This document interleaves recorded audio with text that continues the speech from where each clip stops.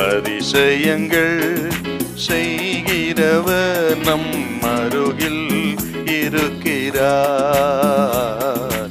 அற்புதங்கள் செய்கிறவர் என்றும் நமக்குள் வசிக்கிறார்.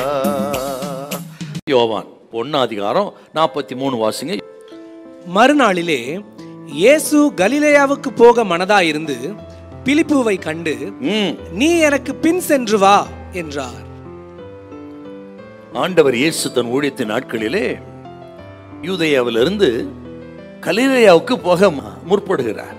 அப்படி போகிற வழியிலே தான் இந்த பிலிப்புவை ஆண்டவர் அழைத்து தம்முடைய சீசனாக மாத்துறார். இந்த பிலிப்பு யாருன்னு கேட்டீங்கன்னா, அவன் கலிலேயாவில் இருந்த பெத்சாயிதா பட்டணத்தான் அப்படின்னு நம்ம பார்க்கிறோம். இந்த ஊரை சேர்ந்தவர் தாங்க அந்திரேயாவும் பேதுரும். 3 பேரும் பெத்சாயிதா பட்டணம் சேர்ந்தவர்கள். இந்த பெத்சாயிதா பட்டணங்கிறது ஒரு துன்மார்க்கமான பட்டணங்க. ஆகவே ஆண்டவர் சுவிசேஷத்தை ஏற்கல, அற்புத அடையாளங்களை கண்டு மனம் திரும்பவில்லை. ஆகவே அந்த பட்டணத்தை ஆண்டவர் சாபத்துக்குன்னு வச்சுட்டாருங்க. சபித்து அழிவுக்கென்று வைக்கப்பட்ட பட்டணம் தான் இந்த பெத்சாயிதா பட்டணம்.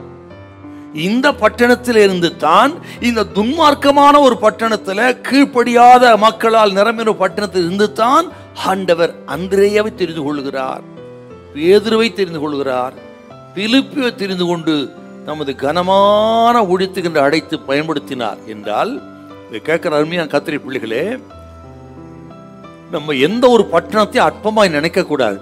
இங்கெல்லாம் சுவிசேஷம் சொல்ல முடியாது, இங்க இருக்கிற மக்கள்லாம் ரட்சிக்கப்பட மாட்டாங்க, இங்கெல்லாம் ஒண்ணும் பண்ண முடியாது, இது பொல்லாத ஊரு, இது கீழ்ப்படியாத ஊரு என்று எந்த ஒரு பகுதியையும் பட்டணத்தையும் தெருவையும் நாம் ஒரு நாளும் அற்பமாய் நினைக்க கூடாது.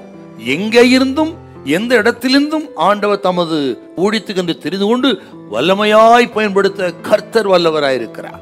இன்னைக்கு ஆண்டவரால் பயன்படுத்தப்படுகிற மிகப்பெரிய ஊழியெல்லாம் பாருங்க, ஏதோ ஒரு குக்கிராமத்துல மூளையில ஆண்டவர் அறியாத, ஆண்டவர்கள் சம்பந்தமில்லாத ஊரா இருக்கும், குடும்பமா இருக்கும், அங்கே தெரிந்து கொண்டு எடுத்து வல்லமையா பயன்படுத்துறார் என்றால், இந்த கேட்கிற கர்த்தருடைய பிள்ளைகள் எந்த ஒரு ஊரையோ அல்லது குடும்பத்தையோ தெருவையோ இதெல்லாம் ஆகாது, இங்கெல்லாம் ஒண்ணும் நடக்காது, இங்கெல்லாம் யாரும் தெரிந்து கொள்ளப்பட முடியாது, இங்கிருந்து யாரு வருவா என்றெல்லாம் நினைக்க கூடாது. ஆகவே எந்த ஒரு பகுதியிலும் கர்த்தர் யாரையும் எடுத்து பயன்படுத்த வல்லவர் என்பதை உணர்ந்து அந்த பகுதிக்காக ஜெபிக்கணும், அந்த பகுதி ரட்சிப்புக்காக ஜெபிக்கணும், அந்த பகுதியில் கர்த்தருடைய கிரியைகளுக்காக ஜெபம் பண்ணுங்க. பாத்தீங்களா, பெத்சாயா பட்டணத்திலிருந்து 3 பெரிய ஊழியர்களை கர்த்தர் தெரிந்து கொண்டாரே. எப்பொழுதும் எதையும் செய்ய வல்லவர். உங்க குடும்பம் ஒருவேளை அப்படி இருக்கலாம். ஆக இந்த குடும்பத்தெல்லாம் ஒன்றும் தேராது, ரட்சிப்பின் அனுபவம் இருக்காது, இங்க இதெல்லாம் ஊழியம் செய்ய முடியாது என்றெல்லாம் நினைக்காதீங்க.